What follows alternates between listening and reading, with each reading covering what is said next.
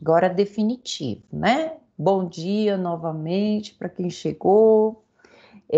Olha só, então nós vamos ter terça-feira, Direito Civil, comigo. Quarta-feira, Teoria Geral do Direito Constitucional, com o professor Renato. Ele já tem algumas aulas gravadas que vocês precisam assistir. Assistindo as aulas, vocês conseguem pegar o fio da meada e ir atrás e perguntar, fazer as perguntas, façam perguntas para o professor. E na sexta-feira, de novo comigo. O que vocês fizeram para merecer 2 dias comigo? Eu não sei, né? Mas tem. Sexta-feira, teoria das penas aqui. E vamos ter uma psicologia que é 100% online.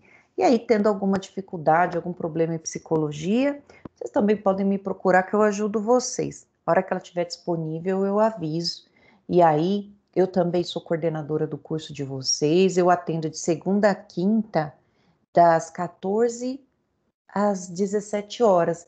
Podem me procurar lá que estou à disposição, que eu puder ajudar, eu ajudo, que eu não puder, eu conheço quem ajuda e a gente vai se ajudando aqui. Quero que todo mundo esteja super bem aí e a gente possa fazer um semestre muito legal, muito proveitoso para nós, mesmo nessa situação aqui de aulas online, né? A gente gosta do presencial. Mandei para vocês, então, a apostila de direito civil, a de penal, vocês podem dar uma lida nela, mas a gente vai usar nos próximos semestres. Então, direito civil, direito constitucional e teoria das penas não tem apostila. Vocês vão ter que acompanhar pelo material que eu deixo no AVA, ou adquirir o livro. Psicologia vai ter a apostila, eu mando para vocês daqui a pouco, eu me comprometo a mandar para vocês daqui a pouco essa apostila aqui.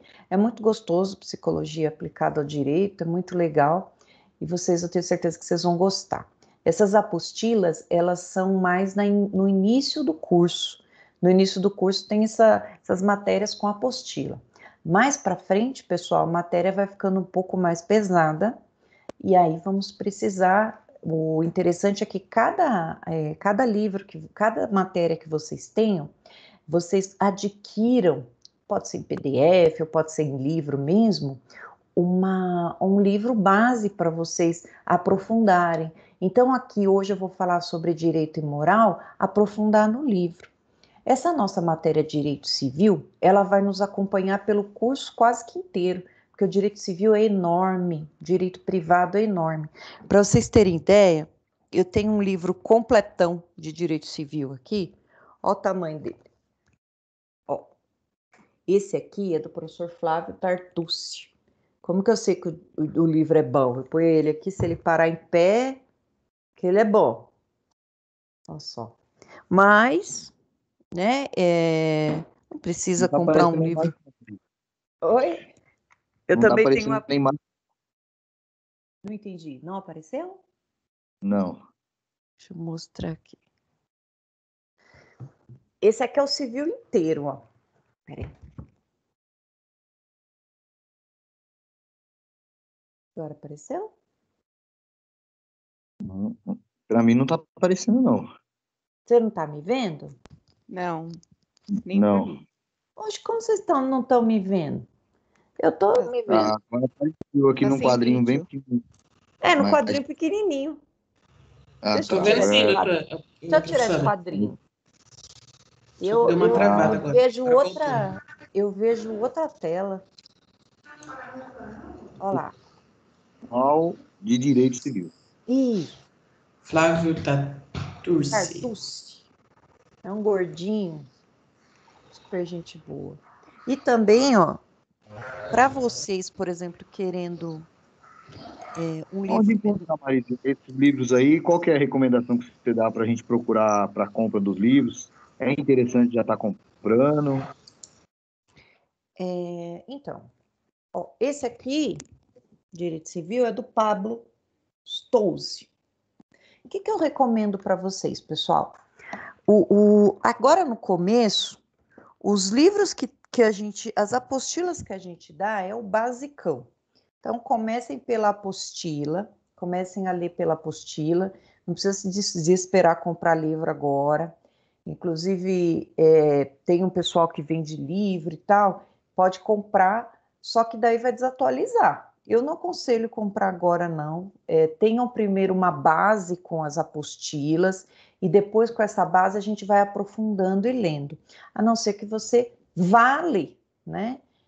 O que a gente cobra de vocês aqui é o inicial que tem na apostila. A apostila tem mais de 100 páginas. Então, aprofundem o estudo na apostila, e os que não tiverem apostila, por exemplo, direito penal, aí vocês podem adquirir um livro desse aqui, ó, que é o manual do Rogério Sanches, Direito Penal, professor Rogério Sanches. É um livro volume único, então ele vai servir para penal 1 e penal 2, né, da primeira parte. Aí vocês podem adquirir para poder aprofundar o que eu estou falando aqui. Mas se não quiser comprar, gente, dentro do AVA, depois eu ensino vocês a entrar, tem a biblioteca virtual. Lá na biblioteca virtual, vocês conseguem ler um montão de livros desses em PDF. É só colocar lá, direito civil, direito penal, clicar e vai aparecer lá. No final da aula, me lembrem que eu acesso, mostro para vocês. Então, já tem acervo lá. Quem for o abençoado que consegue ler livro em PDF, tá com a vida feita, pessoal, porque tem muitos livros lá em PDF para vocês estudarem. Eu gosto de estudar fazendo resumo. Eu não sei vocês, como que vocês gostam de estudar. Vocês têm que buscar o canal de estudo de vocês, né? Tem gente que é visual, então gosta de ver a aula, gosta de mapas mentais. Tem gente que é auditivo, só escutando a aula já consegue fixar e lembrar. Tem gente que é sinestésico, ou seja, por diferentes órgãos do sentido vai lembrar a aula, né? Então ele precisa ficar mudando de lugar de estudo. Ele lembra essa pessoa sinestésica, ela é assim, ela sente um cheiro e já remete para algum outro lugar na vida dela. Na verdade, a gente tem um pouco de cada coisa, então a gente tem que descobrir qual que é o nosso canal predominante de estudos para a gente poder usar e abusar dele. Eu gosto muito, eu sou muito visual, eu gosto muito de fazer resumo. É ruim porque demora mais, mas eu fixo, eu leio, mas se eu não colocar o que eu entendi na folha, eu não vou lembrar mais. Quem é auditivo pode baixar, ler em áudio e ficar escutando, ou ficar escutando videoaulas e tal. E aí, quem tem essa facilidade de estudar em PDF é uma maravilha, porque economiza um dinheirão comprando livros.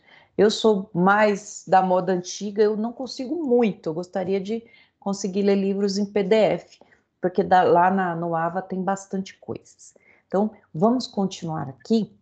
Isso aí que você está falando, mano, eu cheguei até a estudar sobre essa parte dos sentidos do ser humano. A minha parte, por exemplo, ela é auditiva. Eu pego muito rápido a fala, né? O som, o áudio.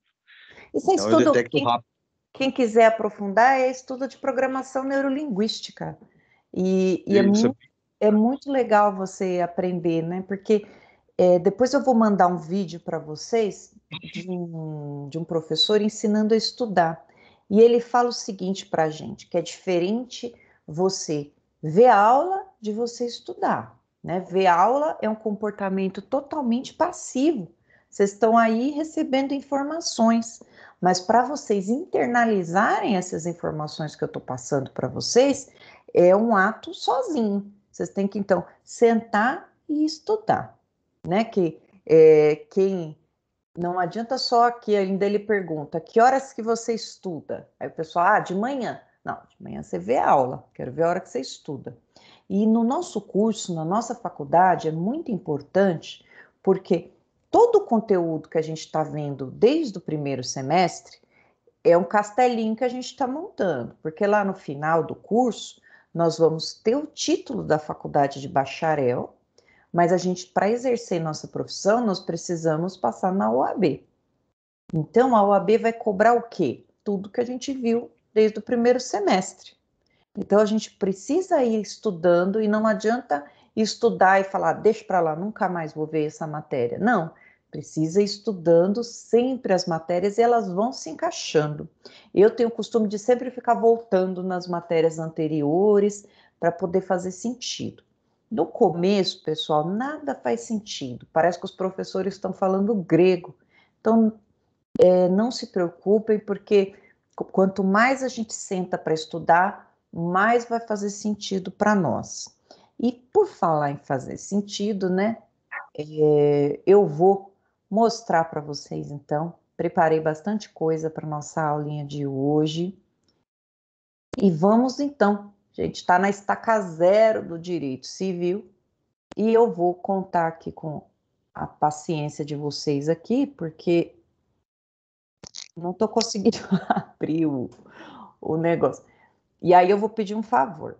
Se por acaso eu estiver aqui travando, ou o que eu estiver falando, vocês não estejam visualizando, me avisem para eu arrumar aqui, tá? Que eu quero que vocês vejam. Esse material aqui, eu vou disponibilizar no grupo depois para vocês, mas eu tenho fé que já já vai aparecer essa matériazinha no AVA. Enquanto não aparece, vocês vão acompanhando com a apostila que eu deixei para vocês aí no grupo agora há pouco. Essa matéria é de direito civil. Direito civil, pessoal, nada mais é do que as relações de direito privado. A gente tem a parte do direito, o direito, vamos pensar num grande círculo. E esse direito vai ser dividido entre direito público e direito privado. Qual que é a diferença principal? No direito público, o que acontece ali é de interesse de todos nós. Todos nós temos interesse, se alguém matou, que essa pessoa seja presa, porque o próximo a morrer pode ser nós. Se a pessoa assaltou, se a pessoa furtou, induziu alguém a erro, é um estelionatário, interessa a prisão dele a toda a sociedade, não só àquela pessoa. Então, quando a gente trata de direito público, é uma norma que interessa a todos e não somente àquela pessoa. Diferente do direito privado. No direito privado, as relações de direito privado a gente chama de relações horizontais, já que vão interessar apenas e na maioria das vezes aos interessados. Por exemplo, numa ação de divórcio, que está se brigando por bens, né? Está lá os bens adquiridos durante a união, e agora estão se dividindo esses bens. A quem interessa a solução desse conflito? As duas partes só. As outras pessoas no mundo não têm interesse sobre aquilo, ou, na verdade, não deveria ter, né? Salvo no inventário do Gugu, que está todo mundo aqui preocupado, né? Como que vai ficar essa pendenga, né? Mas, na maioria das vezes, há de convir comigo que o divórcio do fulano, a ação de alimentos lá do outro, não interessa para a gente. O direito civil, então, a gente vai tratar ele de uma linha horizontal. Direito privado é uma linha horizontal. E o direito público é uma linha vertical, em que de um lado vai estar o Estado, federação, que a gente conhece como o Estado Federado e a República Federativa do Brasil, e do outro lado, nós, sociedade. Então, é uma linha vertical. E na linha do direito privado, é uma linha horizontal. De um lado vai estar uma pessoa, de outro lado vai estar outra pessoa. Por exemplo, de um lado vai estar vocês, alunos, do outro lado vai estar a instituição de ensino. A instituição de ensino, ela vai passar para vocês o ensino, em contrapartida vocês vão pagar por esse ensino, o tanto que ela estipulou lá no contrato e vocês aceitaram. E aí, o fato de vocês ou desistirem ou colarem grau, não é do interesse de ninguém, além de vocês. Então, essa é a diferença principal entre direito público e direito privado. Dentro do direito público, nós podemos colocar, então, o direito penal, o direito administrativo, como que funciona. Eu adoro direito administrativo. E eu falei assim, né? Eu adoro, mas eu adoro sim. Eu adoro direito administrativo. Como que o dinheiro é gerido? Quais são as funções do Estado quando há um contrato, uma licitação? Esse aqui é todo direito público. Interessa para quem? Para todos nós, já que aquele dinheiro é nosso. O direito tributário, arrecadação de tributos, direito ambiental, tudo isso a gente pode chamar de direito público. O direito privado, as relações privadas. Eu vou ter aqui direito do consumidor, direito civil, que é esse que nós estamos estudando. Vamos ter também direito empresarial. Vejam que no direito público, então, é o Estado de um lado e de outro lado nós, sociedade. E no direito privado, dos dois lados tem sociedade. Porém, sempre com a ingerência do Estado. Porque se ele não tiver ali para regular as normas, ninguém obedece nada, né? A gente já vai falar disso, porque que precisou ter normas jurídicas no nosso sistema como um todo mundial, né? Então eu coloquei aqui, inicial.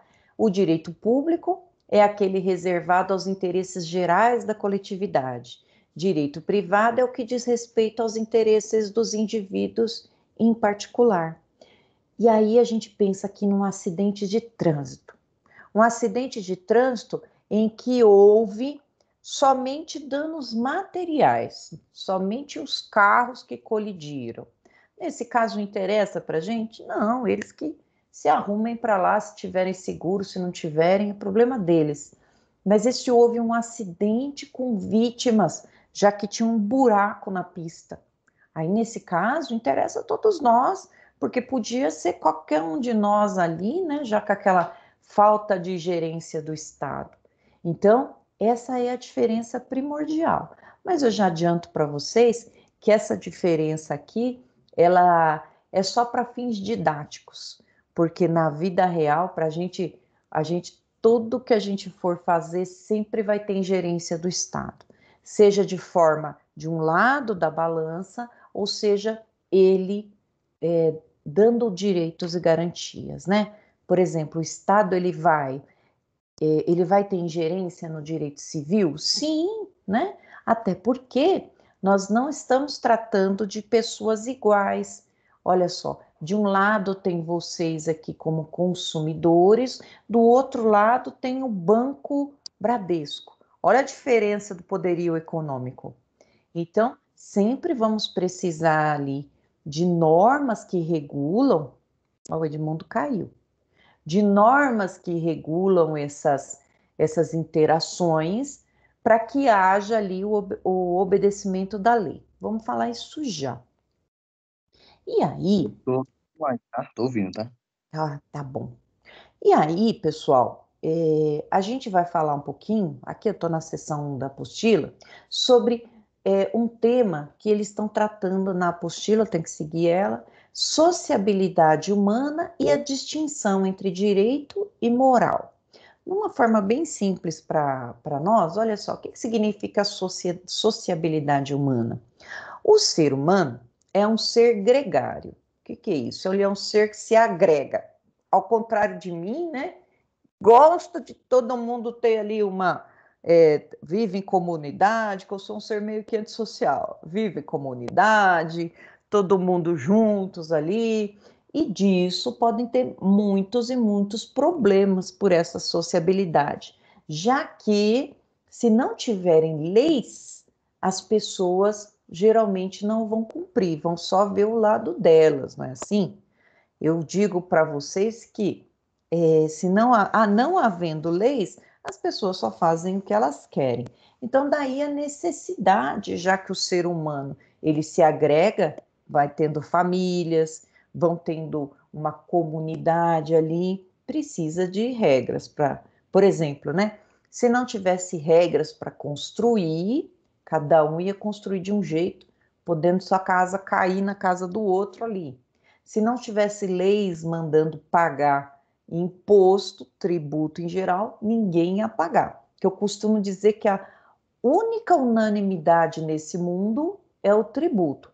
O resto não tem unanimidade de nada, né? Tem gente que gosta de fígado de boi, né? Eu tenho pavor. Tem gente que gosta enfim, de sorvete de flocos, eu não gosto. Mas tributo é unânime. Eu nunca vi uma pessoa que fica feliz quando chega o carnê do IPTU em casa, ou o IPVA, ou uma multa.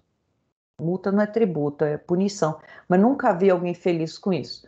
Mas se não tiver essa punição, essa obrigação de fazer, as pessoas não fazem. E é isso que distingue, né, o direito e a moral. Olha só, qual que é a diferença principal entre um instituto e outro? Moral é uma coisa individual do ser humano e unilateral. Por exemplo, obrigação moral é aquela obrigação que, se eu não fizer, ninguém vai me cobrar. Por exemplo, entrar no elevador e falar bom dia para as pessoas, bater na porta antes de entrar. Ou uma parte aqui interessante de moral.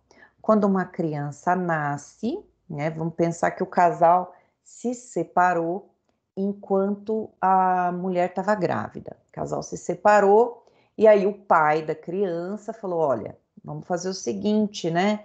Eu te ajudo, as despesas da criança nós iremos dividir, e quando a criança nascer, eu venho aqui visitar. Ótimo, legal. E aí, a partir do momento que a criança nasce, esse pai vai lá e ajuda com as despesas da criança, que não são poucas, né? Por enquanto, o que ele está fazendo ali é uma obrigação moral, já que ele tem entendimento, não precisa nenhum juiz dizer isso para ele, que aquela criança, sendo filha dele, precisa da ajuda dele, né? A gente chama de obrigação moral. E se ele para? E se ele não paga a pensão? E se ele some no mundo? E aí? E aí que, para essa obrigação virar um direito, essa criança, representada pela mãe, precisa ir lá no juiz, bater na porta do judiciário e dizer que ela está precisando dos alimentos desse pai. Só então, depois de ter essa procura pelo judiciário, é que nós vamos ter essa obrigação de direito, e se não cumprir, vai ter uma punição. Qual que é a punição? Constrição de bens. Vamos lá e na conta da pessoa, e se ele não fizer isso, ele vai preso até pagar. A prisão aqui nesse caso não é prisão corporal para pagar, mas um jeito de forçar esse devedor de alimentos a pagar. Então, a gente tem aqui duas histórias. Uma é obrigação moral, que ela é unilateral. Eu estou pagando pela minha consciência. Eu sei que eu preciso pagar.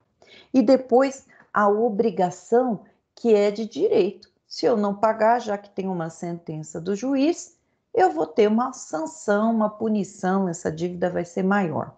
Então vejam aqui a diferença entre o direito e a moral. A moral, ela é muito maior do que o direito. Resumindo, né? Existem situações em que, se não tiver uma coercibilidade, a lei não oferecer uma forma de punição para a pessoa fazer, a pessoa não vai fazer. Então, a moral, ela é maior que o direito? Sim, ela é maior do que o direito. O direito, ele aqui a gente simboliza por esse círculo, né? Então, nós vamos ter aqui tudo isso aqui de moral e dentro aqui o direito. Então, direito, o que é? Às vezes vocês vão ouvir falar sobre direito positivo, né? Direito positivo nada mais é do que o conjunto de leis vigente em determinado período. Nós temos vigente a nossa Constituição.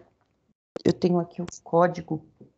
Nós temos vigente a nossa Constituição, que é a lei maior dentro, vocês estão aprendendo com o professor Renato, que é a lei maior dentro do nosso ordenamento jurídico. e também temos leis complementares, leis ordinárias. Por exemplo, de lei ordinária que nós temos Código Penal, Código Civil, temos Código Tributário Nacional, Consolidação das Leis do Trabalho. Todas essas leis envolvem um direito e uma obrigação. Se você não cumprir a obrigação, você vai ter uma sanção. Então, precisa de sanção para dar uma forçada para o povo cumprir. Existem normas sem sanção? Existem, mas quando a gente diz que é a mesma coisa de dizer que não tem, né? Que não tem aplicabilidade nisso. Precisa sancionar o povo para que eles cumpram. Vocês viram, nessa época de pandemia, primeiro estava aquele incentivo, ande de máscara, ande de máscara. E aí tinha gente que andava, tinha gente que não andava. Depois começaram a sancionar, vai ter uma multa para a pessoa se ela não andar de máscara. E aí sim, o povo começou a cumprir. Mas a gente vê aí situações de pessoas que não querem cumprir e tal, né? E é complicado, já que tá um problema para todo lado. Mas se não tivesse essa força coercitiva, muitas pessoas não iriam usar a máscara, né? E a máscara é para se proteger e proteger o outro.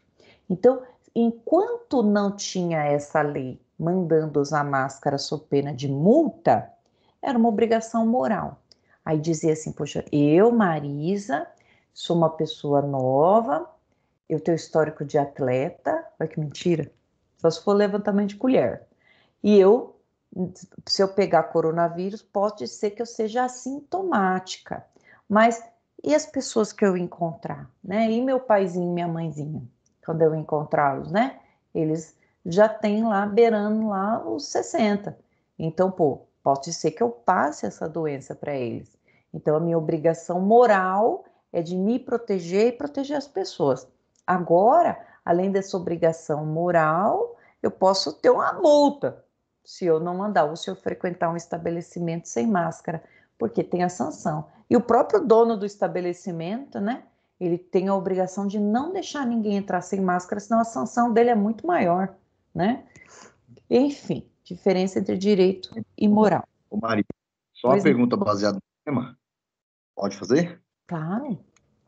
Então, é melhor, por exemplo, no caso aqui da pensão, por exemplo, um exemplo. É melhor que se mantenha o direito ou um acordo moral do que partir para o lado do direito judiciário, né? No caso, né? Então, olha só, Edmundo, há Só para ter uma noção, situações, sim, falando. é muito melhor. Há situações, assim, para que existe a fixação de alimentos? Para quando o casal não tem um acordo sobre o pagamento. Então, precisa entrar o juiz na história para dizer para um pai que ele tem que pagar, né? Eu conheço gente que nunca precisou fixar isso no judiciário. A vida inteira foi lá e contribuiu com a sua parte. Contribuiu com a sua parte e, nesse caso, houve um acordo entre eles e nunca precisaram procurar o juiz, nunca. Então, é necessário o judiciário quando há risco da pessoa não pagar. Havendo risco da pessoa não pagar, aí ela precisa da sanção, né? Preciso fixar isso preto no branco. Olha, eu imagino, né, que, olha só, coisa mais triste que tem é a ação de regulamentação de visitas. Poxa, né? Você tem um pai e uma mãe ali e tem que ter dias certos para ver a criança, né? Eu, por exemplo, como filha que sou e apaixonada pelos meus pais, eu fico imaginando se minha mãe só deixasse eu ver meu pai de 15 em 15 dias, e eles são separados há muitos anos. Eu ia morrer do coração. Mas existe essa situação, quando os dois não entram em acordo, precisa vir o judiciário. Infelizmente, existe muito disso, né? Precisa vir o judiciário ali porque as pessoas não entram em acordo. Mas se conseguir um acordo entre eles, não precisa do judiciário, né? Eu vou precisar, no caso do divórcio, que eu tenho que tirar uma situação jurídica, desfazer uma situação jurídica de casamento. Mas quanto à criação dos filhos, isso aí não tem nada a ver com relacionamento amoroso, né? Tem a ver mais com respeito e consideração. Então, se não tiver fixação de alimentos, mas o pai contribuir com a obrigação moral que ele tem, nunca vai ter problema. Não precisa levar para o judiciário isso. Entendeu? Maravilha. Fechou. Fechou? Então vamos lá. Continuar aqui. Então, o que é direito positivo? É o direito posto, a norma jurídica em determinado tempo, né? Aí está escrito assim na apostila. Normas em que determinado momento histórico são sistematizadas com a finalidade de regular as relações de determinada sociedade. Direito positivo, então, é o direito escrito. Nós vamos ter, então, vários, né? Por exemplo, o atual Código de Defesa do Consumidor, o atual Código Civil, ele é direito positivo, está escrito. Direito natural ou justnaturalismo. Aqui a gente está tendo um pouco de conceito que vocês vão encontrar por aí, mas aqui a apostila nessa introdução está trazendo para a gente. O direito natural ou justnaturalismo significa um direito que vem antes do direito positivo, ou seja, ele não precisa nem estar escrito para existir, né? Corresponde a uma justiça superior ou uma justiça da natureza. Significa o direito de estar vivo, o direito de existir, de permanecer vivo, é um direito natural de todo ser humano. Então, colocaram lá que não pode matar no direito positivo, mas antes disso a gente sabia, né? Deixa eu só pôr a blusa, que nós tínhamos o direito natural de permanecer vivo. Maravilha. Esse é o direito natural, diz que ele vem antes do direito positivo. Só que esse direito positivo, ele tem algumas características.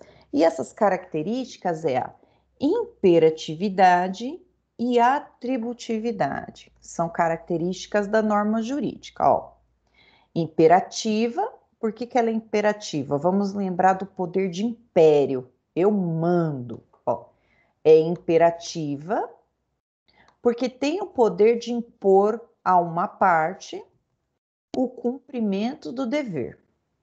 Eu mando cumprir, já que a lei é imperativa. Não existe essa história de lei que não pega. A lei é imperativa, significa que todos temos que cumprir. O imposto de renda é 27,5%. Se aumentar o imposto de renda para 50%, nós vamos ter que recolher 50%, não tem para onde correr. Não adianta falar, não, eu só vou recolher 27,5%. Manda e a gente obedece. E ela é atributiva também. O que significa atributiva? Atribui à outra parte o direito de exigir o cumprimento do dever imposto por uma norma. Obrigatório devolver o que se tornou um acordo. Peraí, obrigatório devolver o que se tornou um acordo. Não, peraí, essa aqui é outra coisa. Então vamos lá. O que a gente está dizendo aqui sobre a lei ser imperativa e atributiva? Então, ela é imperativa porque força um comportamento. A lei está dizendo para fazer e a gente tem que fazer. E ela é atributiva porque, a partir do momento que a lei manda fazer, ela pode exigir o cumprimento. Isso aqui, vamos pensar no direito público, direito penal. Não pode matar, tem uma norma imperativa. E ela é atributiva por quê? Porque se matou, infringindo a lei, vai ter uma punição. Vamos para o direito privado, lá no direito civil. Está escrito lá no direito civil, por exemplo, que dentro de um contrato, fizemos um contrato aqui, vou vender um carro para você. Então, fizemos um contrato. O meu carro vale 30 mil, eu estou vendendo para você por 27 em parcelas, tá? Essa aqui é imperativo esse contrato, porque ele vai fazer uma lei entre nós dois. Então, nosso contrato é que você pague 27 mil em parcelas de 1.000, mas você não paga, né? Você deixa de cumprir a norma. Qual que é a minha atributividade nesse caso? Cobrar de você esse valor com as cláusulas penais do contrato. Vamos supor que nesse contrato eu coloque que o pagamento fora do prazo vai incidir uma multa de 10% e mais juros de mora diário. O que é mora? Demora. Então, juros de mora diária. Vai nascer para mim um direito de te cobrar o valor com a penalidade a mais. Então, esse daqui que é a imperatividade, cumpra a atributividade. Se não cumprir, você vai ter uma sanção. Simples. Tratando assim, é simples. Mas lendo isso aqui que fica difícil, né? Legal. Olha só. Então, o que vai regular? Quais são essas normas do direito positivo que tem essa tal de imperatividade, poder de império, de mandar fazer e atributividade? Nós vamos encontrar no nosso sistema algumas classificações dessa regulação. E aí nós vamos ouvir falar de lei, de costume, de jurisprudência e de princípios. Então, vamos fazer essa distinção aqui. Vamos ver se eu coloco, se eu trouxe aqui Não, coloquei assim para eu falar, mas na apostila que eu mandei para vocês tem tudo escrito. Então, não se preocupem em copiar, só em entender. O que é uma lei? Lei, lei é um tipo normativo emanado do poder competente para fazer lei e que tem uma carga de imperatividade e atributividade. A nossa Constituição Federal, ela vai dizer o seguinte, que o poder emana do povo. É o povo que tem poder. Mas como que o povo exerce esse poder? Ele vai exercer através do voto. Nós estamos, vocês vão aprender com o professor Renato, nós estamos numa república. A forma do nosso governo é republicana. O que é república? Res pública. Então, coisa, res no latim é coisa do povo. Nós estamos numa república, isso aqui é do povo. Então, o poder é nosso, nós que escolhemos nossos representantes. E aí, essa república é dividida em 3 poderes: o poder legislativo, o poder executivo e o poder judiciário. Dentro das 3 esferas, eu tenho então União, Estado e município. Lá na União, vamos começar pela União, nós vamos ter o poder legislativo, que é feito pela Câmara dos Deputados e o Senado Federal. Quando os dois se juntam, a gente chama de Congresso Nacional. Câmara dos Deputados, Senado. Inclusive, nós tínhamos uma visita a Brasília, que nós tínhamos feito tipo uma excursão, uma visita técnica. Excursão é brega a gente falar, né? E aí um monte de gente ia participar, eu comprei um monte de terninho, saia para baixo do joelho, veio a pandemia, acabou com a nossa graça, gente. A gente ia, agora está lá, suspensa a nossa visita a Brasília, eu ia lá tirar foto sentada na cadeira lá dos deputados e não sei para quando que vai ficar essa visita aí nossa a Brasília, mas uma hora sai. E aí a gente ia lá, imagina, eu lá no meu perfil do Facebook sentado na cadeira do STF. Eita, nós! Vamos ver quando voltar aí se eles vão oferecer uma visita externa que a gente aderiu, galerinha da faculdade, pessoal da noite, pessoal da manhã, todo mundo esperando para ir para a visita. Eu já tinha colocado outros professores que a gente ficava uma semana fora. Ah, veio a pandemia, arrasou com tudo, gente. Aí a gente não pôde sair, não pôde passear, né? Falar para vocês que fazer o quê, né? Mas a hora que voltar, eles vão com certeza oferecer para vocês também que estão chegando agora. Se vocês querem ir para Brasília com a gente, vai ser, acho que 3 dias. Em Brasília é uma visita, assim, muito legal. Mas vamos lá. Nós vamos visitar o pai? Vamos visitar. Bolsonaro? Vamos visitar todo mundo. Não é meu pai, não. Vamos visitar. Olha lá, então, 3 poderes: legislativo, executivo e judiciário. Legislativo vai criar as leis. Nós temos lá nós temos Câmara dos Deputados, Senado Federal, deputados federais, né? Eu faço assim por causa do Niemeyer, colocou o Senado para baixo, a Câmara para cima, Casa do Povo, Casa dos Estados. Poder Executivo, que vai ser aqui representado pelo presidente da República, e o Poder Judiciário. A gente vota para escolher os nossos representantes aqui, no Poder Executivo, no Poder Legislativo. Maravilha.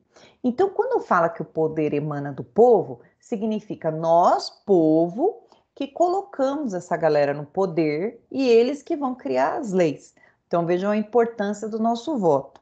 E trazendo para a esfera dos estados, das unidades da federação, também vamos ter as assembleias legislativas com os deputados estaduais, temos também o governador e temos também o judiciário. Mas na esfera municipal nós não temos judiciário. Nós vamos ter o judiciário só a nível federal e estadual. Mas no município nós temos os vereadores, a Câmara dos Vereadores e o nosso querido prefeito, né? Querido, alguns queridos, outros não tão queridos assim. Mas é esse pessoal do legislativo e do executivo, pessoal, que vai criar a maioria das leis, seja da forma típica, que a gente vota no legislativo para criar leis. Então, eles vão criar leis de forma imperativa. Então, se a gente não gosta do tipo de leis que a gente tem, então a gente está votando mal no nosso legislativo, trocando voto por camisetas. Não pode. Então, a gente tem que votar bem. E aí a lei, ela vai ser criada pelo legislativo, né? Posso ter também, né, decretos que são criados pelo chefe do executivo, mas o executivo tem a função de administração da máquina pública. Temos, então, leis com atributividade. Então, a lei, ela vai estar lá escrita. O costume, que raio que é isso de costume? Costume está na lei? Na maioria das vezes, não. O costume vai ser um modo reiterado que a gente cria na sociedade, acreditando que aquilo seja lei, e daqui a pouco pode até ser que virem lei, que votem aquilo para virar lei. Um costume, por exemplo, que nós temos é o tal do cheque pré-datado ou pós-datado, como queiram. Não está na lei. A lei está dizendo, vocês vão aprender isso em direito comercial, que o cheque, né? Para quem não sabe o que é cheque, é uma figurinha que a gente não usa mais, que cheque dá tanto problema para nós, né? Cheque é uma ordem de pagamento à vista. Eu vou dar uma ordem para o sacado, para o banco, para que ele pague aquela quantia para uma outra pessoa. Então, na lei do cheque está escrito que o cheque é uma ordem de pagamento à vista e que se considera qualquer menção ali como não escrito. E o que se convencionou pelo costume das pessoas? Era assim, eu emito um cheque e coloco embaixo, bom para o mês de novembro. Então, eu vou lá, compro do Edmundo alguma coisa, né? O Edmundo vai e vende para mim lá o carro dele, e eu dou lá o primeiro cheque para ele, o cheque borracha, vai e volta, bom para novembro. E aí o Edmundo sabe, por esse acordo comercial que nós temos, que ele só vai depositar esse cheque em novembro. Maravilha. Só que na lei está dizendo que o Edmundo pode depositar esse cheque hoje. Só que isso aí fere a boa-fé, né? A boa-fé que nós temos um com o outro. Eu estou acreditando que ele só vai depositar. Mas e se ele depositar antes? Oi?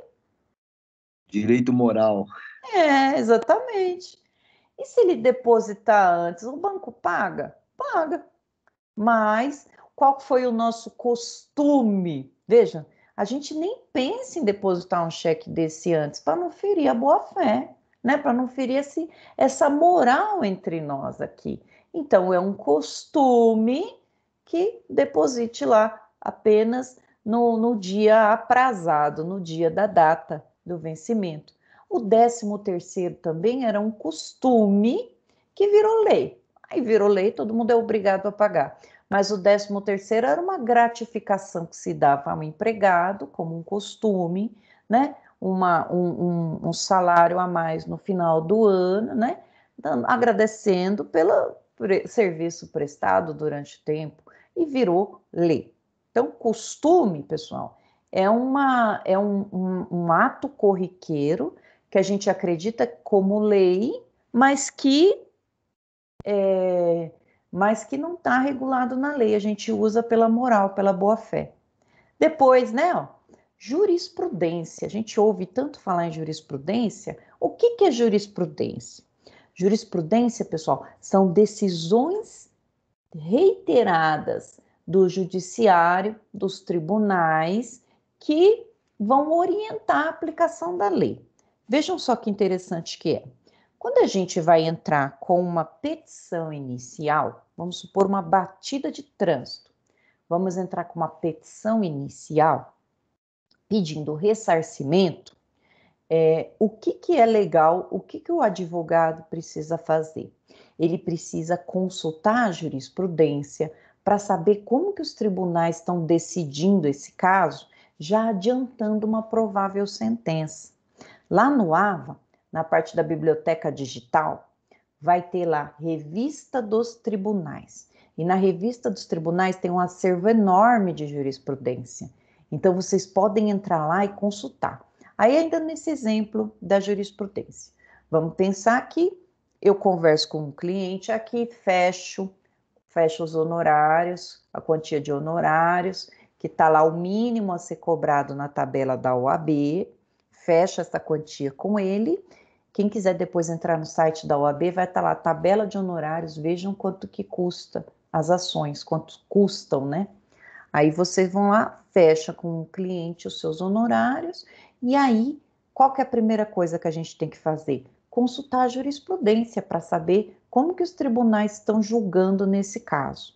E aí a gente vai fazer a nossa petição de uma forma adequada com os julgamentos, porque no direito civil, se você perde, você paga o advogado da outra pessoa.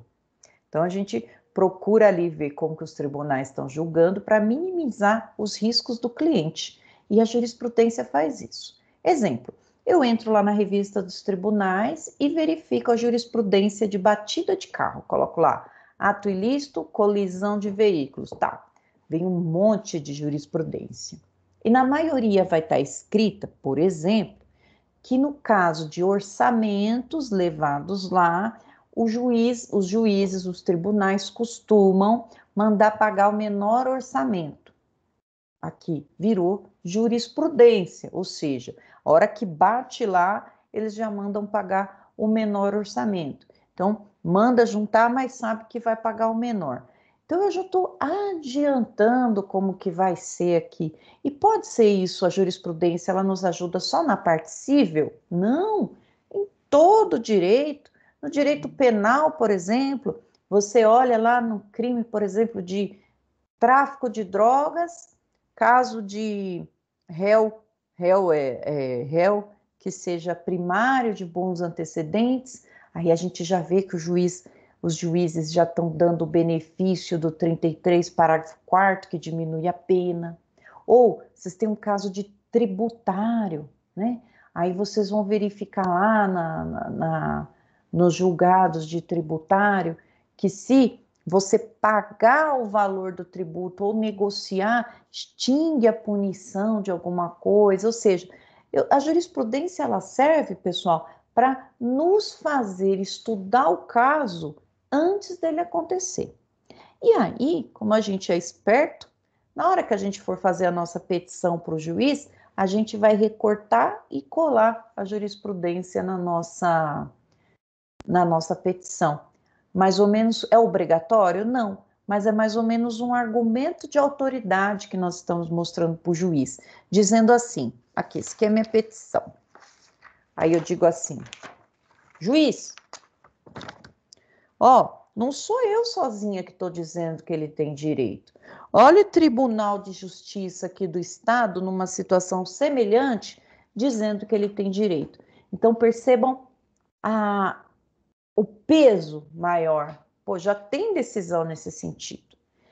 E ali a doutrina não colocou, mas aqui nós temos uma importante fonte do direito também, que é, eu vou acrescentar aqui, a doutrina. Vocês devem ter ouvido falar de doutrina. Doutrina significa qual é... Aqui, eu vou pegar uma doutrina para mostrar para vocês aqui. Aqui, meu querido Pablo. Esse homem aqui é um homem maravilhoso. Querido Pablo, isso aqui é uma doutrina? Sim. O que é uma doutrina? Doutrina é a interpretação de uma lei à luz de um estudioso do direito. A doutrina, ela vai dizer assim, como eu interpreto a lei, como essa pessoa interpreta a lei, explicando para a gente como que interpreta. Então, vejam o peso disso, além da jurisprudência, na nossa petição. A gente diz assim na nossa petição: não sou só eu, Marisa, que estou dizendo isso, não, juiz. O próprio Pablo Stolze, que é juiz, e o Rodolfo Pamplona também, que é juiz, estão dizendo a mesma coisa. Aí vamos lá, a gente cita um trechinho e coloca a página. Tudo isso é argumento de autoridade. A doutrina, ao mesmo tempo que ensina a gente a interpretar, ela serve como uma força a mais na hora que a gente for peticionar, né? A gente chega lá e coloca uns doutrinadores conceituados, e aí o juiz não tem como fugir de dar o que a gente está pedindo, porque a lei está no nosso lado, mais ou menos assim. E para que isso não seja apelativo de uma forma contrária? Na verdade, o juiz tem a liberdade de dizer sim ou não. O que você está fazendo é um raciocínio persuasivo para o juiz ficar do seu lado, né? Estou mostrando para ele, olha, a jurisprudência está dizendo para você julgar desse jeito, a doutrina está falando para você julgar desse jeito, o juiz pode escolher se ele, eu não concordo com essa jurisprudência, eu não concordo com essa doutrina, não me dá. Mas aqui eu estou colocando, eu estou falando o direito do meu cliente e fundamentando na lei, na doutrina e na jurisprudência. Então, o fato do juiz aceitar ou não depende dele. Se ele não aceitou, a gente vai para o tribunal. E o tribunal pode ficar a nosso favor. Afronta, não. Isso Oi? não quer dizer uma afronta, né? Não, quer dizer de jeito nenhum. E a gente faz uma petição respeitosa, né? Dizendo para o juiz assim, eu não estou falando assim, ó, segue aqui porque o seu chefe está seguindo. É mais ou menos o que você está dizendo mesmo, né? Ó, o seu chefe lá, o desembargador, que está acima de você, ele entende assim. Mas o juiz tem total liberdade para não concordar. Então a gente está dizendo assim, ó, além disso, os tribunais estão decidindo desse jeito, a doutrina está desse jeito, e quando a gente, na prática, encontra jurisprudência e doutrina a nosso favor, aí a gente nada de braçada, fica feliz aqui dizendo, ó, é assim que tem que ser na nossa petição. A nossa petição, ela é sempre, o argumento que a gente vai ter, vocês vão aprender em teoria da argumentação, ela é sempre um raciocínio persuasivo para trazer ele para o nosso lado. Nós vamos interpretar a lei para o nosso lado. Mesma coisa vai fazer a parte contrária, vai trazer julgamentos contrários ali. Então, quando a gente vai fazer uma petição, a gente tem que escolher se a gente vai lutar. É uma guerra, né? Processo é uma guerra, só que é uma guerra santa, né? A gente não briga, a gente argumenta. E o seu argumento pode ser uma faquinha de rocambole ou uma bazuca. Quanto mais você estuda, quanto mais você se aprofunda no tema, maior é a sua arma, maior é a sua capacidade bélica. Então, às vezes, você pode ir lá. Mas, no caso aí, o advogado ele pode entrar com essa petição para sua própria defesa ou o cônjuge, ou não? Atuar em causa própria, você quer dizer? Isso. Pode sim. Eu não aconselho, viu, o Edmundo? Eu não aconselho porque eu fiz um processo na minha vida em causa própria, eu me arrependo amargamente porque envolve sentimento, né? Então você fica puto da vida. Eu tinha vontade de pegar a outra parte pelo pescoço. Então o advogado, eu sempre oriento que pegue um outro advogado isento, que daí o advogado vai lá, tenta um acordo, conversa. Não faça nada em causa própria, você tem que ter um ânimo de ferro, né? Eu costumo dizer que é melhor contratar um colega para fazer, mas que pode sim, se você for advogado, você pode atuar em causa própria, pode fazer o seu próprio divórcio, ou o inventário lá da sua família, pode fazer tudo que você quiser em causa própria, sua própria ação trabalhista. O meu irmão, quando ele saiu de uma empresa e ficou muitos anos no jurídico lá, ele mesmo fez a ação trabalhista dele. Ele tem um nervo de aço, né? Eu ia ficar muito brava fazendo, porque quando envolve direito dos outros, a gente está ali representando e defendendo. A gente nunca pode pegar o problema para a gente, o problema é do cliente. Não pega o problema para você, não, senão vocês ficam doidos. Então, quando a gente age em causa própria, o problema é nosso. Então, é ruim por isso. A gente mistura muito as estações. Mas poder, pode. Vamos lá, então, terminando aqui. O que são os princípios gerais do direito?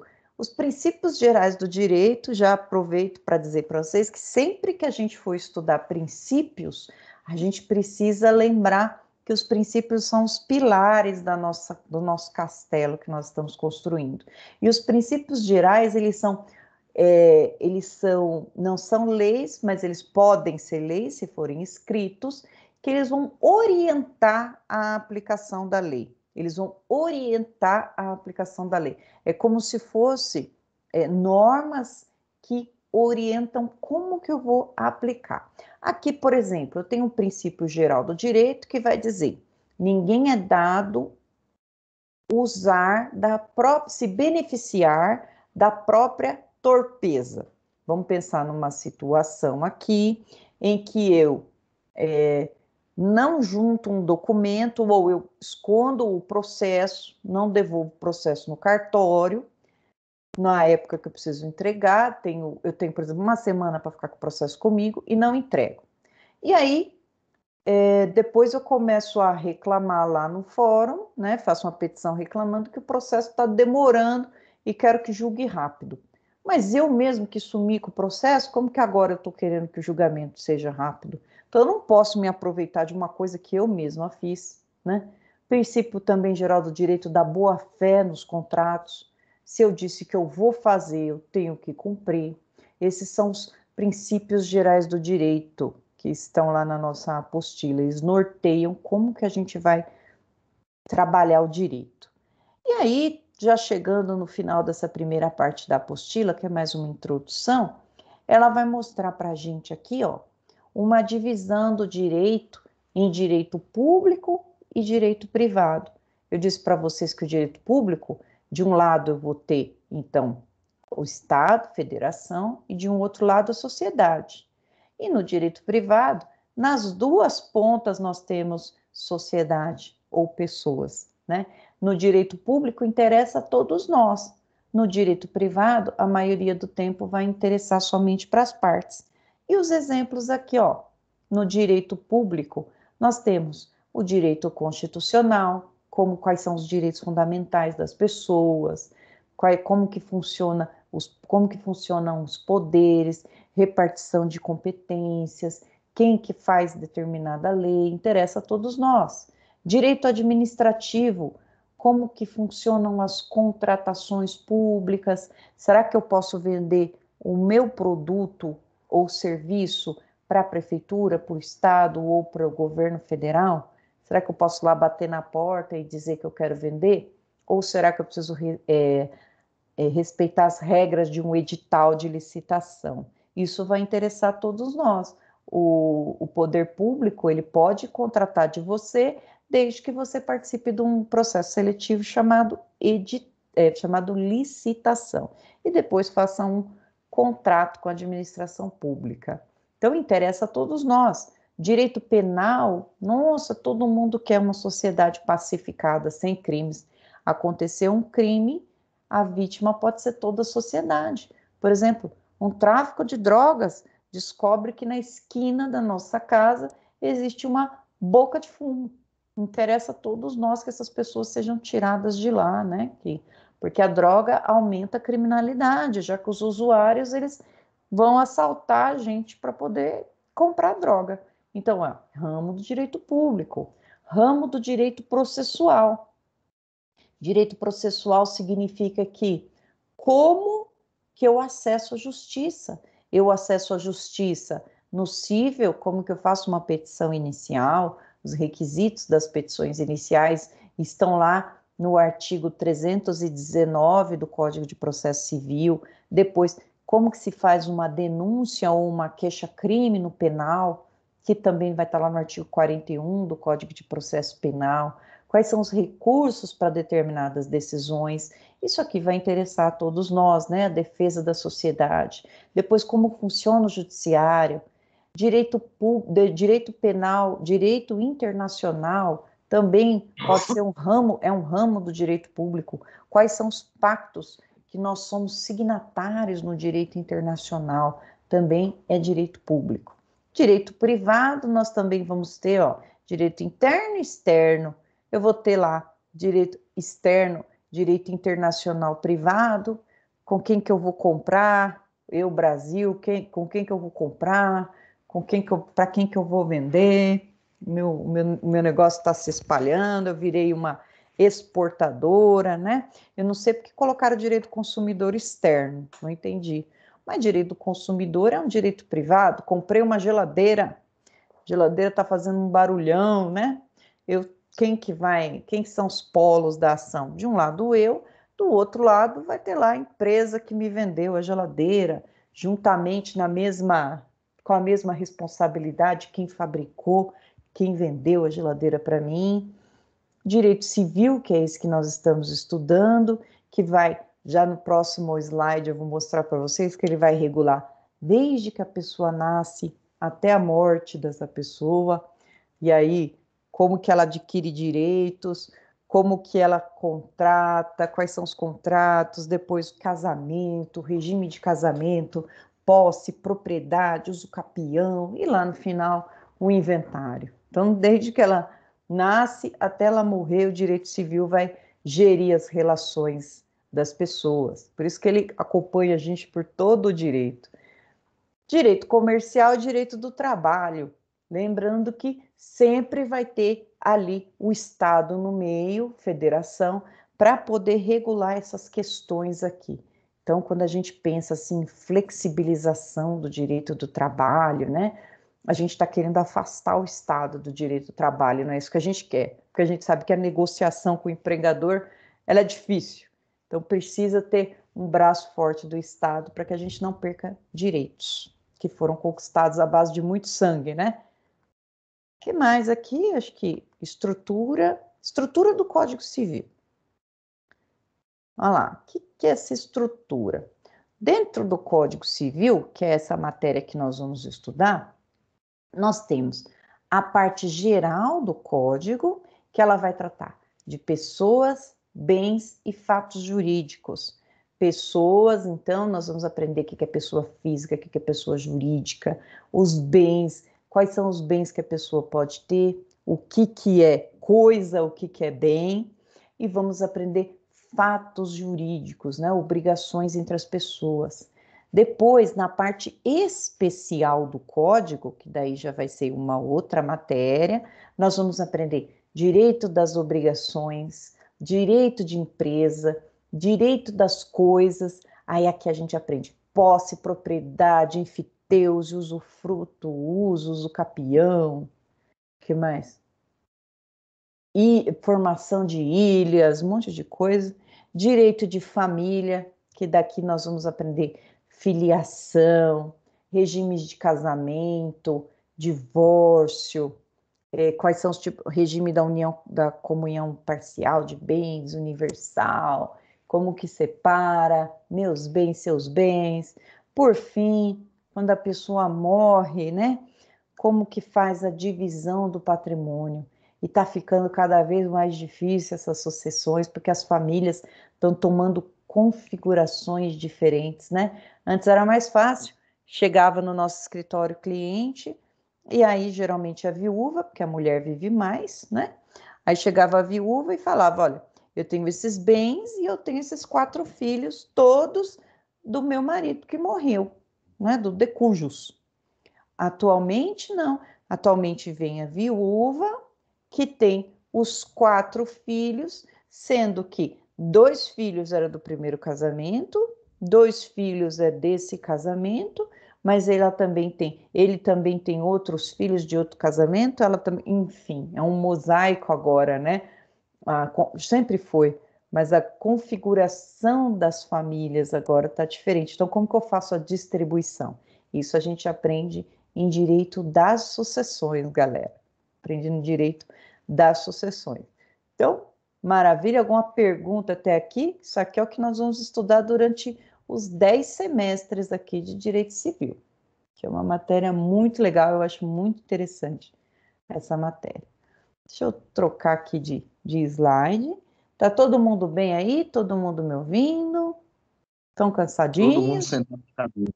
Todo mundo sentado. Se a gente estivesse na aula, na sala de aula, o negócio ia ser um pouquinho mais diferente, né? Que eu sou uma pessoa diferente na sala de aula, porque eu sou uma pessoa séria, né? Mais ou menos. Vamos lá, então. Deixa eu ver. Ai, meu Deus. Deixa eu ver qual que é o que eu quero mostrar para vocês. Ai, aqui eu não consigo ver. Deixa eu ver se é esse. Peraí. Eu acho que é esse. Se não for, a gente troca.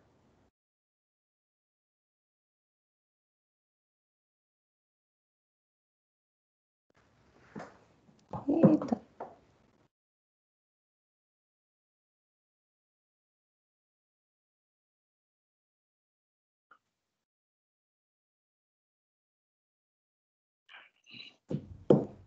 Ixi, eu acho que tem um pessoal falando.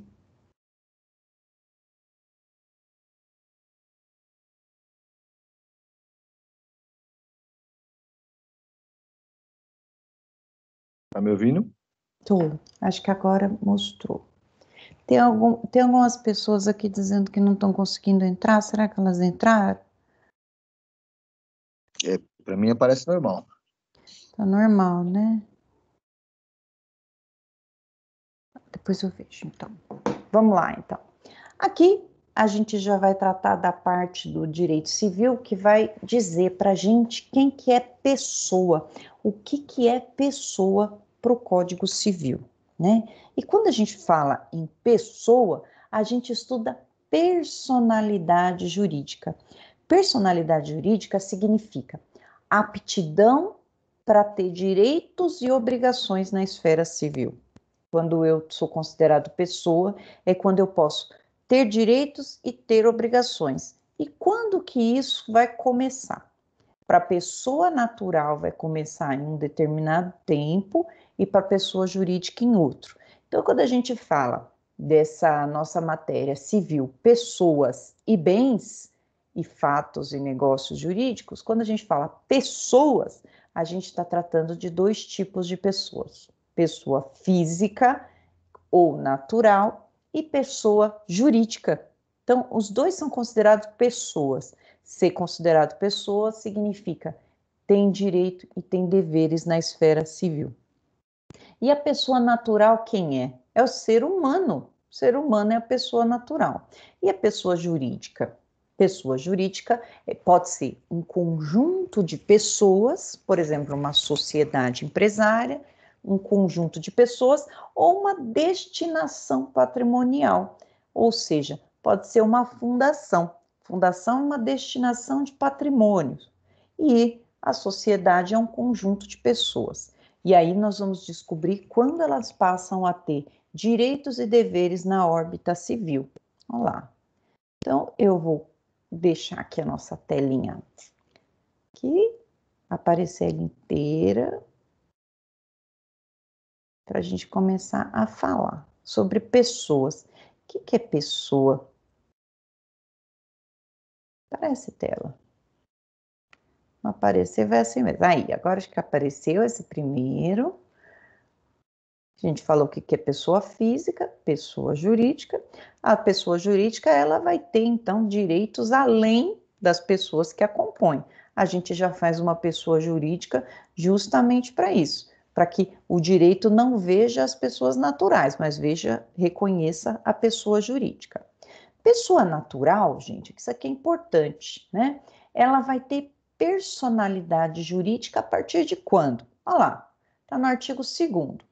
a personalidade civil da pessoa começa no nascimento com vida, mas a lei põe a salvo desde a concepção os direitos do nascituro. Uma pessoa vai ter direitos e deveres na órbita civil a partir do momento do nascimento com vida. É isso que o Código está dizendo no artigo 2º. Nasceu com vida, você é pessoa para o direito. Mas tem aquela vírgula ali, aquele ponto e vírgula, a lei põe a salvo, desde a concepção, os direitos do nascituro. E aí, diante dessa vírgula aqui, vamos abrir 3 teorias diferentes. Olha só. Primeiro, 3 teorias diferentes, só por causa daquela vírgula. Teoria natalista significa todo mundo que nasce vivo tem direitos. A pessoa nasceu viva, ela vai ter direitos e obrigações. Por exemplo, eu quero fazer uma doação para minha sobrinha, filha da minha irmã, que está no ventre da minha irmã. Só que eu só vou poder fazer essa doação aqui, ela só vai poder receber se ela nascer com vida. Então eu preciso o quê? Aguardar ela nascer com vida. Aí eu passo para ela esse bem imóvel que eu quero presentear essa criança que ainda não nasceu. Então, para a teoria natalista, se eu quisesse fazer a doação, eu ia ter que esperar ela nascer. Para a teoria da personalidade condicional, significa o seguinte: vai ter direitos com o nascimento com vida? Vai. Mas enquanto não nasce, ela tem uma expectativa de direitos, né? Eu posso fazer essa doação já enquanto a criança está no ventre da minha irmã? Posso. Só que esse direito só vai se concretizar, ele vai deixar de ser expectativa e vai se tornar um direito a partir do momento que nasceu com vida. Já que o que a lei fala? A lei põe a salvo os direitos do nascituro. Então, segura esse direito. Nasceu com vida, é dela. Se não nasceu com vida, devolve para o meu patrimônio. Marisa. E a teoria concepcionista? Essa teoria aqui é a mais avançada que tem. Pela teoria concepcionista, já é pessoa desde o ventre materno. A partir do momento da concepção, ou seja, o óvulo fecundado grudou na parede do útero, e é o fenômeno da nidação, já podemos dizer que ali existe uma pessoa. Então, se eu quiser transferir um patrimônio de doação, eu posso colocar ali que eu estou transferindo para o nascituro de Gabriela, minha irmã. Então, vejam a diferença entre uma teoria e outra. Na primeira, só quando nasce. Na segunda, pode doar, mas só vai ser dela quando nascer. Por enquanto, ela só tem expectativa. E na terceira, está no ventre, já é uma pessoa, já pode receber direitos. Olha aqui. E por vezes a nossa lei ela vai usar uma ou outra teoria. A maioria das vezes vai usar essa teoria natalista, só quando nasce com vida tem direito. Mas, por exemplo, nós temos uma lei que se chama Lei dos Alimentos Gravídicos. Significa, a criança, enquanto está sendo gerada, ela já tem direito aos alimentos. Então, a partir do momento que a mulher tem lá o exame positivo de gravidez, ela pode procurar o judiciário dizendo que fulaninho é o provável pai e que ela está tendo despesas com a gravidez, está tendo que comprar remédio, está tendo que fazer exames, e ela quer que já seja fixado o alimento desde já, desde o beta-HCG na mão. Tem direito? Tem direito. E olha só, depois que essa criança nasce, converte em alimentos já definitivos. Mas e se o camaradinha não foi o pai, não for o pai? E aí? E aí ele vai ter que entrar depois que a criança nascer com uma investigação de paternidade, já que a criança não leva o nome dele. Ele só tem o dever de pagar alimentos. Vejam que com a teoria concepcionista, quando? Desde a gravidez. desde do exame positivo, a mulher conseguiu provar que ela teve um relacionamento, mesmo que momentâneo, com aquele rapaz, ele vai ter o dever de pagar os alimentos. Nasceu, ele entra com uma investigação de paternidade. Fez o DNA, não é dele, ele se livra de pagar alimentos. E aí ela que vai ter que entrar com investigação de paternidade contra qualquer outro pai que ela tenha ficado para engravidar, que seja o pai biológico dessa criança. Perguntas frequentes. E o valor que ele pagou? Alimentos são irrepetíveis, eu não tenho ressarcimento de alimentos pagos. Ou, mas qual que é a outra pergunta que eles fazem sempre? Não sei, vou deixar aí para vocês tiverem alguma pergunta, mas isso daqui é só para explicar para vocês que, por vezes, a nossa lei vai se basear na teoria concepcionista para dar direitos. Exemplo, né, de outro exemplo sobre levar em consideração direitos da pessoa dentro da barriga ainda, né? O próprio aborto, né?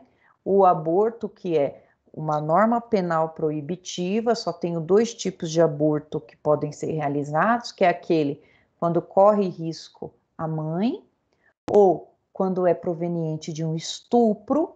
Se nesse caso a mulher quiser abortar, não é obrigada, se ela quiser abortar, ela tem esse direito. Mas essa proteção leva em consideração a pessoa, já leva em consideração como pessoa, como detentor de direito à vida. Ou um exemplo mais recente ainda da teoria concepcionista, lei de biossegurança. Estava assim, uma briga grande para ver se poderiam usar os óvulos criogenizados, fecundados, para pesquisa de célula-tronco. O que é isso? Vamos supor que eu, né, vá lá num banco de óvulos e queira congelar meus óvulos, mas já fecundados. Então, eu e meu marido, a gente vai lá e fecunda os ovos e deixa ele lá congelado.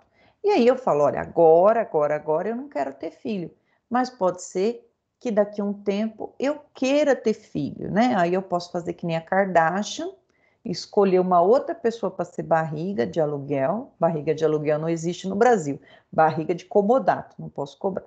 E a outra pessoa que engravida por mim ali, né? Com o meu óvulo fecundado com o esperma do meu marido. Tá lá. Então, dentro de uma gavetinha lá no freezer dessa clínica, vai ter, gente, óvulos criogenizados já fecundados. Tem vida ali a hora que descongelar e colocar no útero, sim. Então, qual que era a briga ética? Se eu, Marisa, vamos supor que eu divorcie, vá embora, não quero ver o homem pintado de ouro, e aí muito menos ter filho dele. Vamos pensar que eu, por uma razão ou outra, chegue na clínica e falo, pode descartar esses óvulos, até porque tem um custo grande, o custo é caro, para manter esses óvulos lá congelados. Eu quero que você descarte esses óvulos, jogue no lixo. O que era a briga da biossegurança? Será que esses óvulos podem ser destinados a estudo de células-tronco? Será que isso é vida? Então foi aquela briga. Por quê? Alguns diziam que aquilo ali, mesmo ainda não tendo sido implantado no útero da mulher, era uma vida, podia ser vida. E aí, o que o STF decidiu? Que sim, que podem ser, se eu estou descartando os óvulos, pode sim ser destinado ao estudo de células-tronco. Só posso considerar vida se implantar isso na mulher. Como a mulher que é detentora daquele direito e o marido não querem, estão dizendo joga fora, então, nesse caso, pode sim ser usado para o avanço da ciência.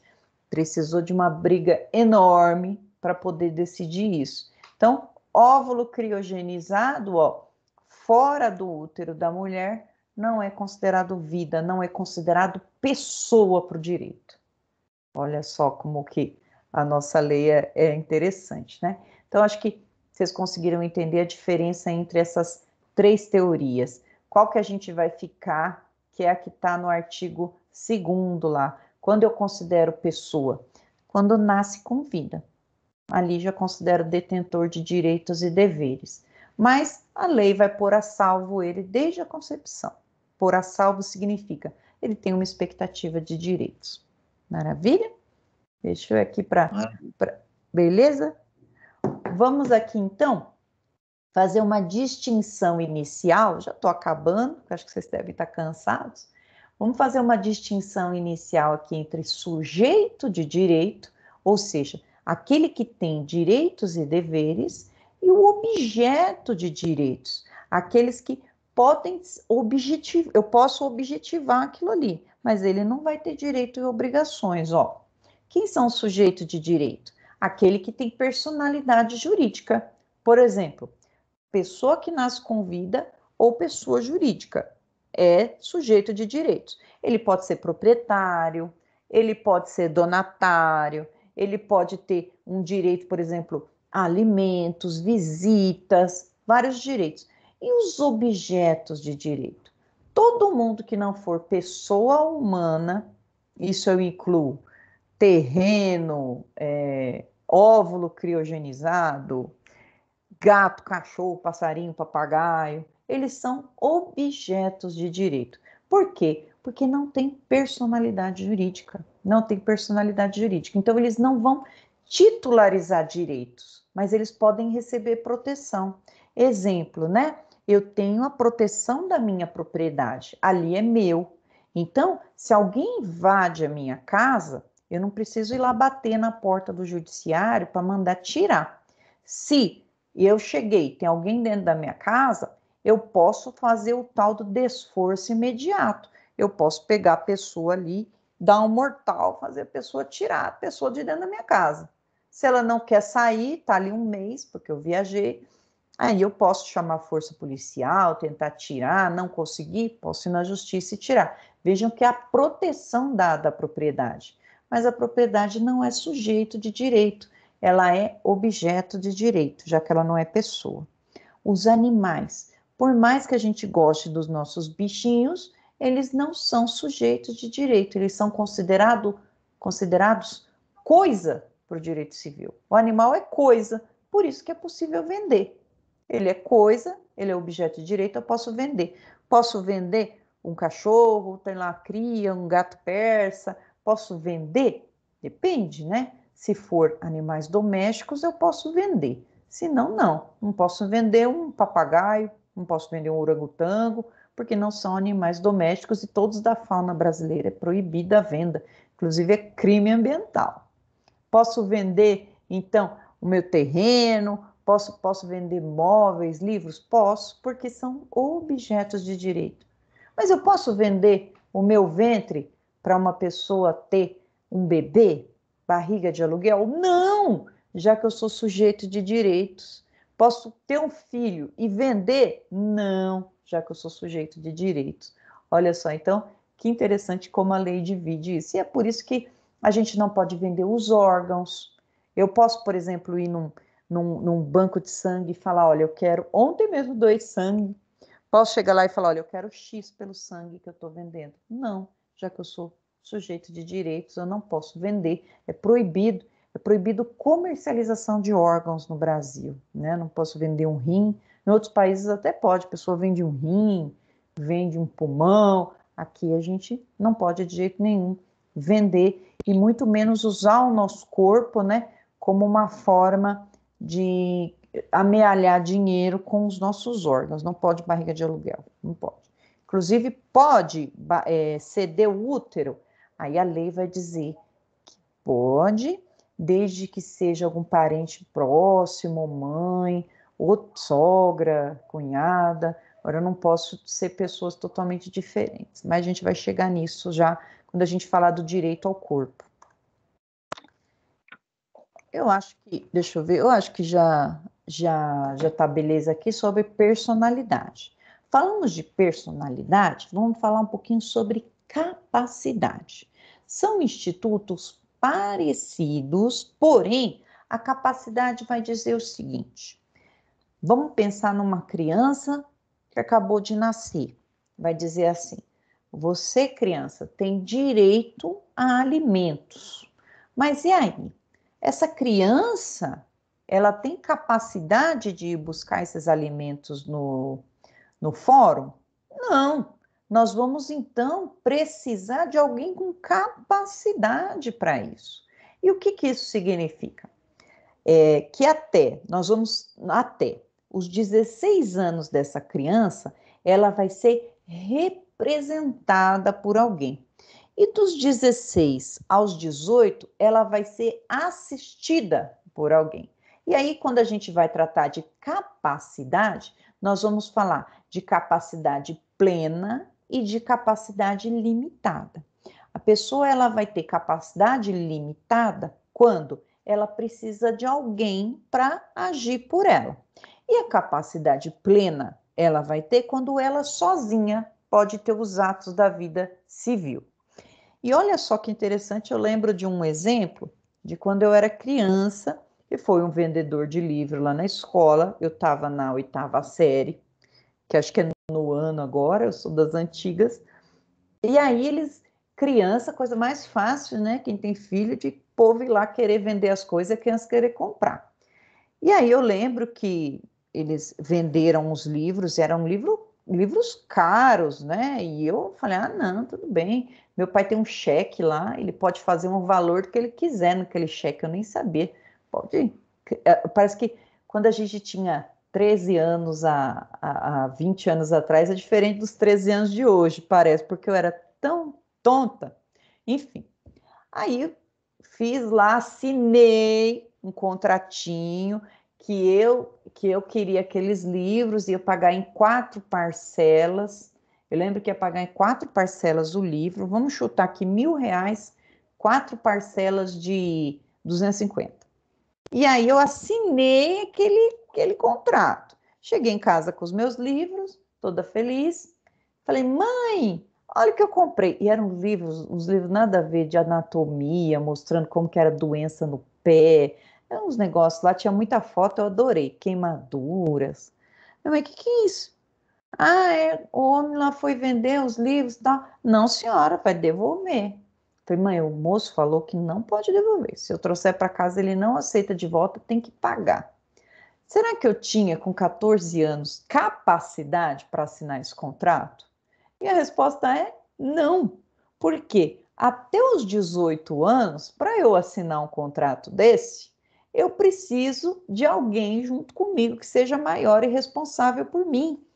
Até os 16 anos, a minha mãe assina tudo por mim e dos 16 aos 18 ela assina comigo, porque eu tenho capacidade limitada. Eu só vou ter capacidade plena a partir dos 18. Aí, a partir dos 18, se eu quiser assinar e comprar o que eu quiser, eu compro, já que eu sou detentora pessoalmente dos meus direitos e obrigações. E isso que a gente estuda no Instituto da Capacidade. Até os 16 anos, então, minha capacidade é limitada, né? Eu sou titular apenas de capacidade de direito, que é a mesma coisa de personalidade jurídica. Nasceu com vida, você vai ter capacidade jurídica, mas para exercer, eu preciso de alguém junto comigo, porque a minha vontade não vale muita coisa. Para alguns autores é sinônimo de personalidade. Todo ser humano tem capacidade de direito. Capacidade limitada é o exercício mínimo da personalidade. Então vamos pensar que nós vamos hoje fazer uma ação de alimentos para uma criança. Como que a gente tem que fazer? A gente vai pôr o nome da criança, Fábio Júnior da Silva, vírgula, representado por sua mãe, já que ele tem direito, mas não tem capacidade plena. Ele precisa de alguém ali respondendo e podendo assinar por ele. Se ele for comprar alguma coisa, a mãe tem que estar do lado, ou o pai, alguém que seja responsável por ele. Essa é a capacidade limitada. Capacidade plena, como que a gente consegue? 18 anos completos. Isso com o Código Civil novo. Código Civil antigo, a nossa capacidade plena vinha com 21 anos, né? Agora mudou, desde 2002, que a capacidade plena nossa vem com 18 anos. Com 18 anos, você é detentor de toda a capacidade de exercer seus direitos e obrigações na esfera civil. Não precisa de ninguém, né? Não precisa de ninguém para fazer isso por você. Capacidade mínima, Capacidade plena, né? A plena. Capacidade plena. Plena com Na 18 anos. tá pena. Capacidade plena. Tá pena aqui, né? Eu vou arrumar. Isso. Capacidade plena, não pena. Isso. Obrigada. Ele é o detentor da capacidade de fato. Aqui, ele mesmo pode entrar com a ação, não precisa de ninguém para, junto com ele, exercer. Aqui, ó, capacidade plena. Depois eu vou arrumar para frente. E aí, né? Tem uma parte que alterou a nossa lei, que foi em 2015, já faz um tempinho, né? Já faz um tempinho, tem 5 anos, que essa parte de incapacidade foi alterada. Mas é importante a gente ver como que ficava antes e como que está agora. Olha só, o Estatuto da Pessoa com Deficiência alterou sensivelmente essa parte das incapacidades. Porque como que a lei entendia antigamente para uma pessoa ser capaz de direitos e obrigações? Ela tinha que ter, para ter capacidade plena, ela tinha que ter 18 anos e discernimento. E aí, o Estatuto da Criança, o Estatuto da Pessoa com Deficiência começou a entender o seguinte, né? Ele trouxe para a gente a seguinte visão. O fato de uma pessoa ser deficiente não quer dizer que ela seja incapaz. Ela é tão capaz como qualquer um. Existem vários tipos de deficiência, o que não torna essa pessoa incapaz. Mas vejam só, né, que coisa, porque o código trouxe essa tal de incapacidade aqui para uma proteção dessas pessoas. Caramba, se a pessoa tem um problema mental e ela tem um automóvel e ela é deficiente mental, você consegue fazer essa pessoa vender por um preço baixo. Então, o fato de ter alguém assinando com ela mostra que ela está sendo protegida por alguém. Só que o Estatuto da Pessoa com Deficiência tirou esse deficiente mental como incapaz. Agora ele é tão capaz como qualquer um. Então, isso que deu uma reviravolta aqui e causou muitas críticas, já que o Estatuto da Incapacidade, alguém assina com você, não é para punir, mas para proteger.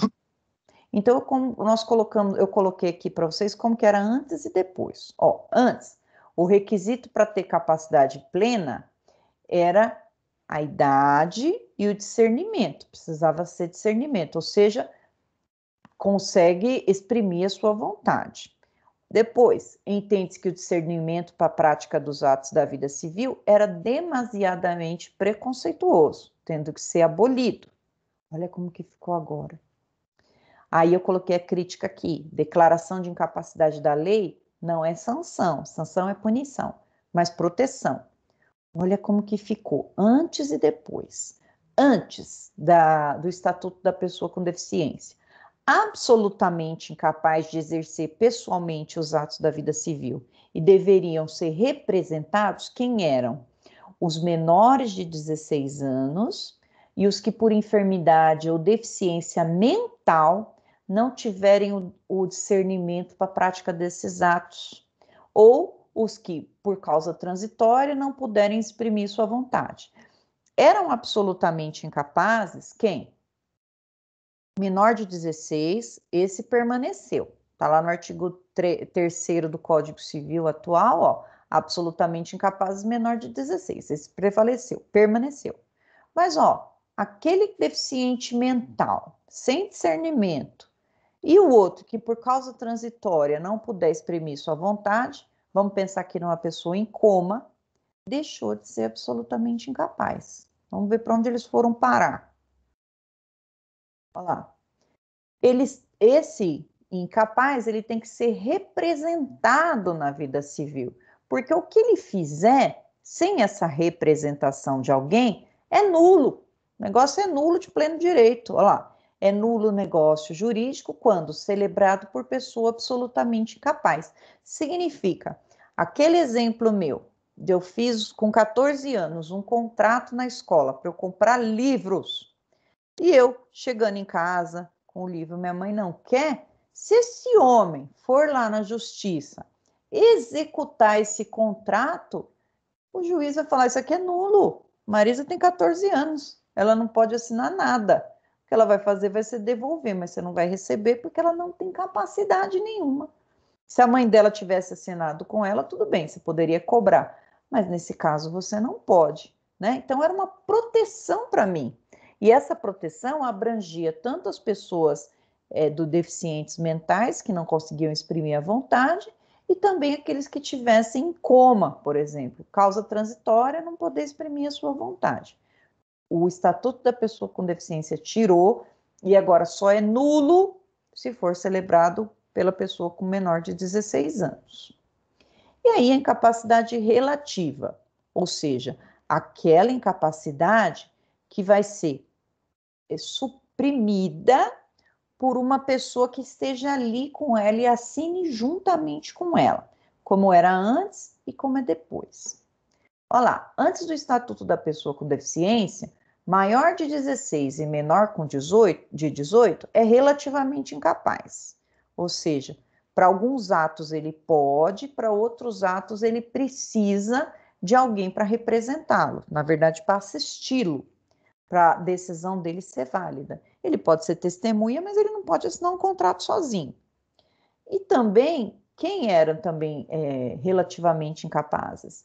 Os ébrios habituais, viciados em tóxicos ou por deficiência tivessem o discernimento reduzido. Lá o absolutamente não tinha discernimento nenhum, aqui era reduzido.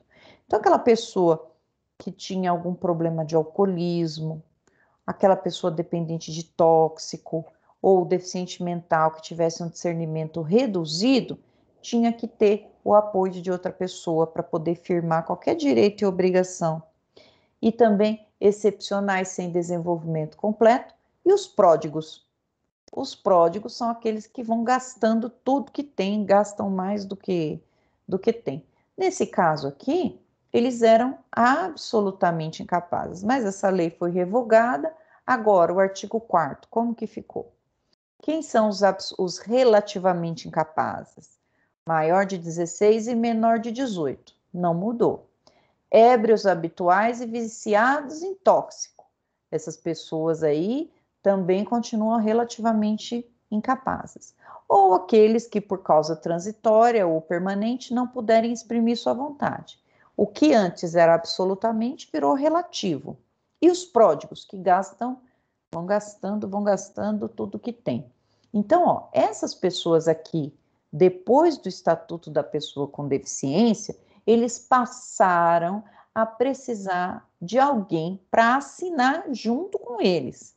Mas o que eles fizerem? Vamos supor que eles fazem um negócio jurídico sem ninguém junto com eles. Qual que vai ser a sanção? O negócio pode ser anulável. Isso significa que a incapacidade relativa, ela vai ter uma proteção menor, já que o negócio vai surtir efeitos até que a pessoa consiga lá na justiça anular. Então vejam que é diferente. E aí, né, as críticas acerca do Estatuto da Pessoa com Deficiente né, como que eu extraio a vontade de uma pessoa que está em coma? Como que eu vou saber, por exemplo, que essa pessoa tem vontade?